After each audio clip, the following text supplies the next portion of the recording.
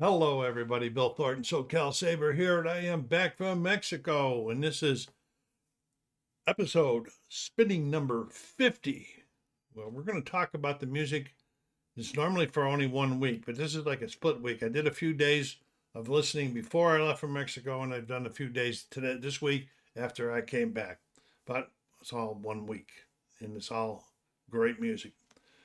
So I hope you're all doing well, and before we get started, please go down there and hit that like button. I appreciate it very much. And if you haven't done so yet, subscribe to the channel, help it grow. All your comments about music and these albums and your albums, much appreciated. First one we're going to look at today is an old one that's got played quite a bit. I picked this up on a Whatnot auction. This is Crosby Nash by David Crosby and Graham Nash from 1976, featuring tracks from the artist's solo albums as well as by the duo. We got some good stuff in here. Love Works Out, The Wall Song, Southbound Train, Bittersweet, To the Last Whale. And as you can see, we've got some good ring wear going here and ring wear going back on here. Pretty must have got played a lot. And this is actually called The Best of David Crosby and Graham Nash. There goes that phone. Anybody win the bet today? That Bill's phone would go off. There's a nice inner. Let me turn it off before we go any further. My. I gotta make a big sign to turn this off before my videos. All right, let's go. Let's do this. And then I'll show you the album. It played very nicely for an album that came from 1976. Didn't show very much wear. It did have some non-feeler marks on it. And one of the sides, and it comes on the nice labels.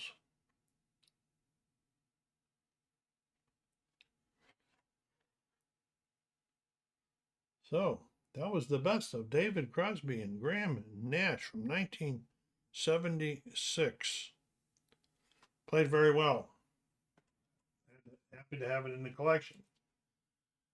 And wasn't sure what I was getting into when I got it, because I did notice that the cover was a little rough when I bid on it, but the price was right. I couldn't pass it up. So the next one we're going to look at today is another Whatnot edition.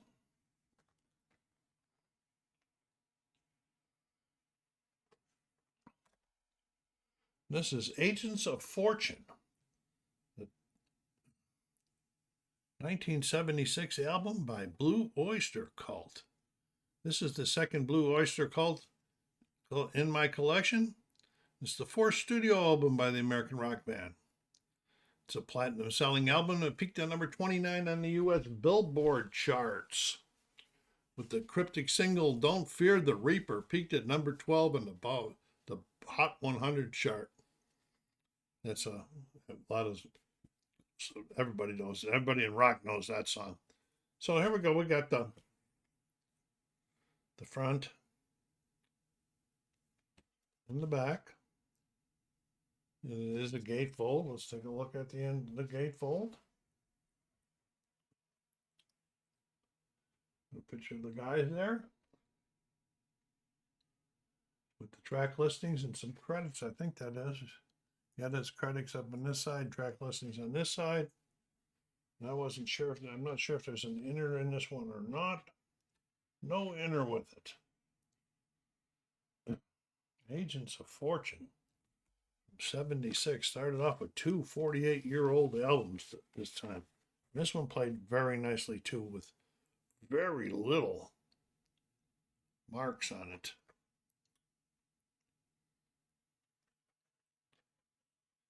Okay, what's on the what is this? Columbia Red label.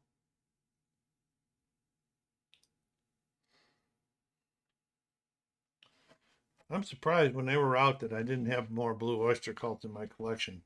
Of course, it couldn't have been the period when album 76. No, the albums were still going good then. It was before the CD started their surge.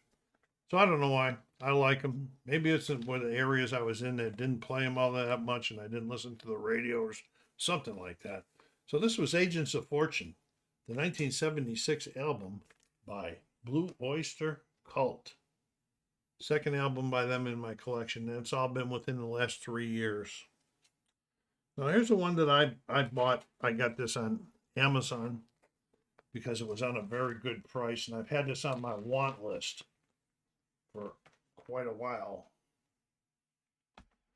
This is a 2023 reissue of the 1976 album Rising by Rainbow.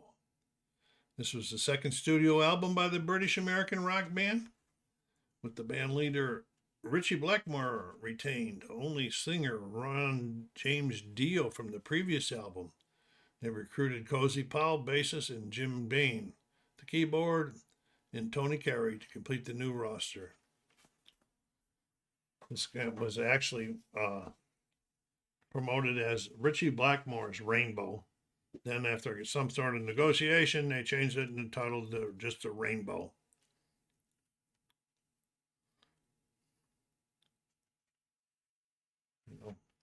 Apparently from the words of the bassist or the drummer Cozy Powell, that this album was completed in 2 sessions. Nice. I don't mind getting reissues because I don't collect for money top values. And let's see what we got here for an inner. I'm sure there's got to be an inner in this one. No, there's no inner in this one either. Wow. Okay. Okay. Comes on the Polydor label. They liked it. It's 180 gram. They liked it. It's in a poly liner lined.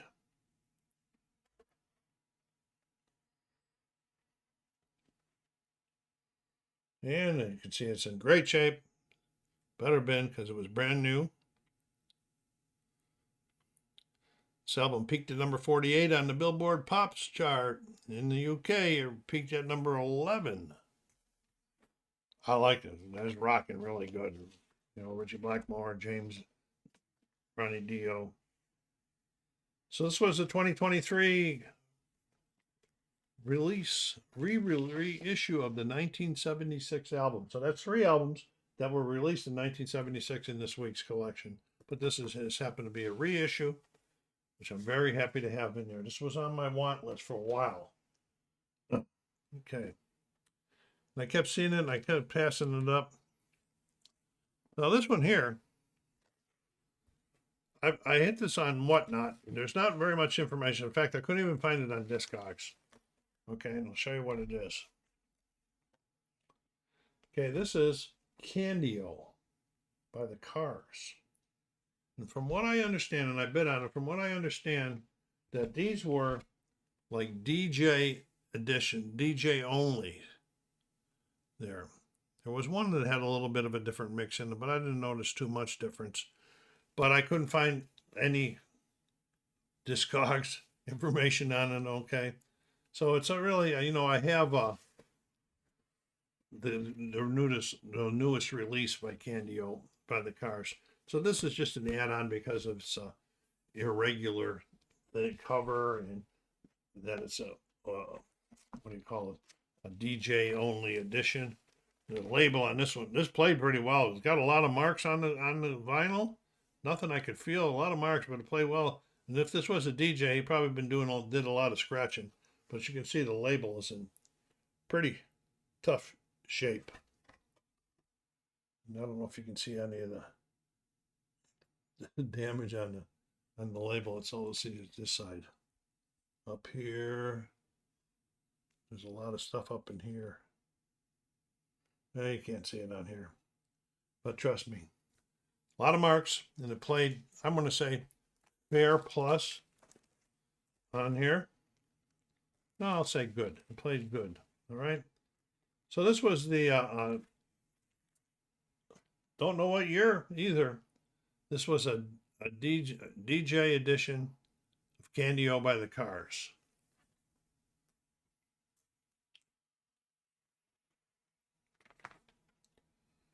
Okay, so now we got to the point of the week where we're getting some of the CDs out. And the first one we got out was number 39.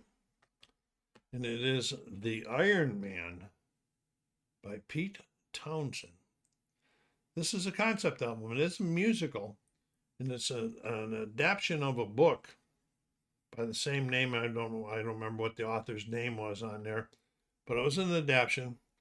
This came out in 1989.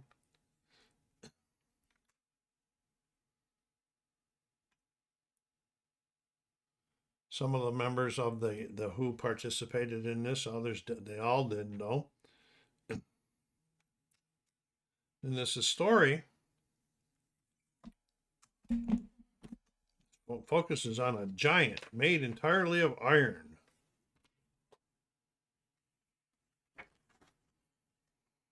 that appears in a bucolic English town where it eats farm equipment, angers the townsfolk, becomes friends with a young boy, and battles a space dragon.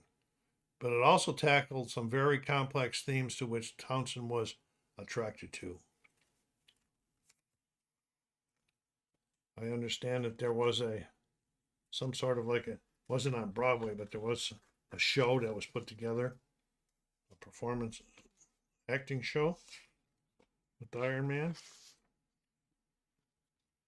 you can see, a lot of lyrics. Okay.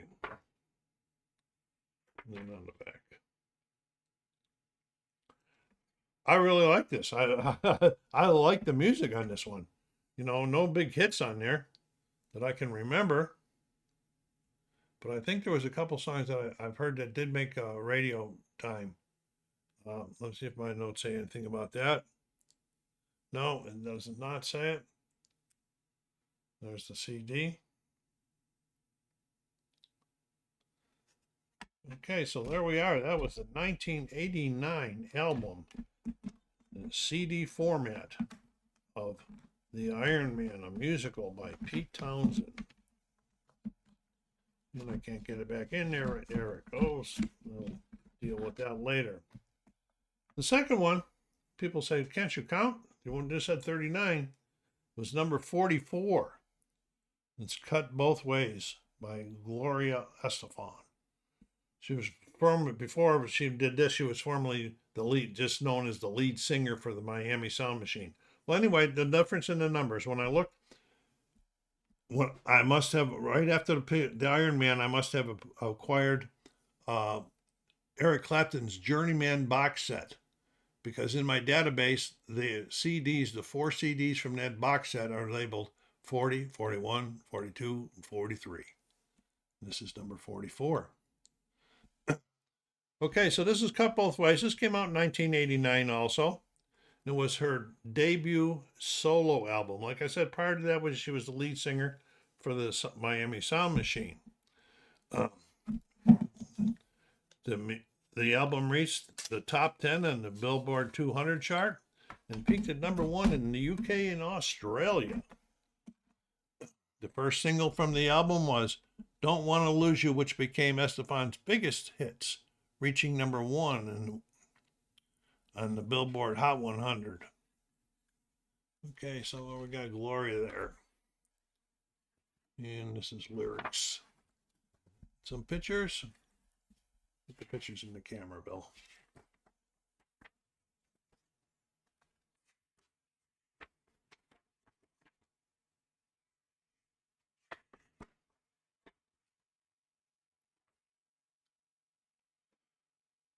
Okay, and it was released on, what is this? Epic, the Epic label.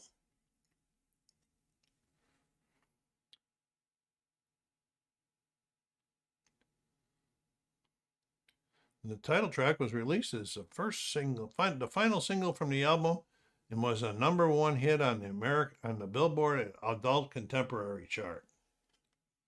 So good job by Gloria Estefan in her debut. Why did I buy this? I am not sure. I liked a couple of the songs, and trying to think about which ones. Don't Want to Lose You, of course, that was a hit. Cut Both Ways. So I guess there was a couple good songs on there. Most of them, one of them I really must have liked and said, well, I'll take a chance. Maybe if the whole album be like that.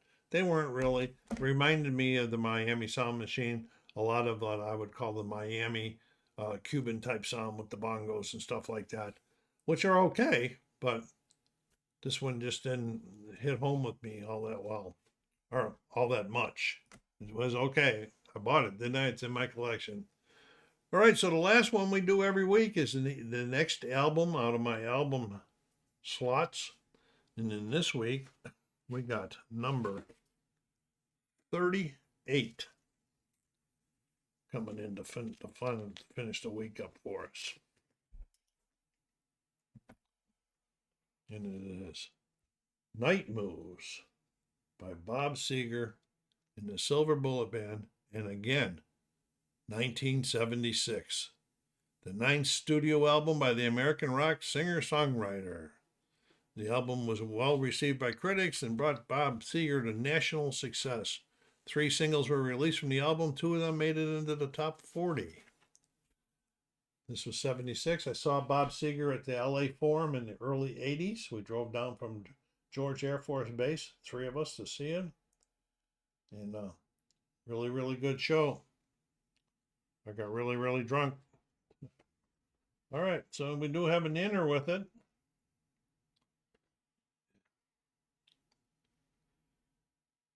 Okay, can remember some of these songs. Rock and Roll Never Forgets. Night Moves. Fire Down Below. Sunburst. Then Sunset Baby. Main Street. Come to Papa. Really good album. This has got a lot of good stuff on it that I really like. The must have got played a lot by me because I like that because the inner is getting kind of shabby, a little shabby around the edges and that, so I can't rate this too good. It'll probably be good or good plus on there. When I put it in the Discogs, it's probably good plus. And the album played very well. Very well. It's in good shape. I didn't see any scratches on it at all. Again, it's on the Red Capital label.